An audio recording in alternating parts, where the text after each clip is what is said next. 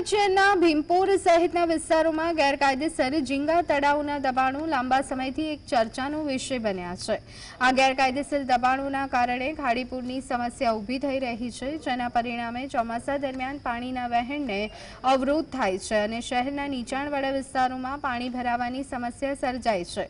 શહેરના લગભગ 16,000 વીઘા જમીન પર ગેરકાયદેસર ઝીંગા તળાવના દબાણ થાય છે, જેના કારણે ખાડીઓમાં પાણીનું કુદરતી વહેણ અટકી જાય છે। આ દબાણો ખેડૂતો અને સ્થાનિક રહીશો માટે ગંભીર સમસ્યા બની રહી છે, છતાં તંત્ર દ્વારા કોઈ જ કાર્યવાહી હાથ ધરવામાં આવી નથી। તાત્કાલિક અસરથી આ ઝીંગાના તળાવો લોકોના હિતમાં દૂર થવા જોઈએ। ચોમાસા દરમિયાન ખેડૂતોના ખેતરમાં પાણી ભરાઈ જાય છે, ઉલ્પાની મામલતદાર ઓફિસમાં પાણી ભરાઈ ગયા, ન્યાયતંત્રની ઓફિસોમાં પણ ભૂતકાળમાં પાણી ભરાઈ જવાના બનાવ બન્યા હતા।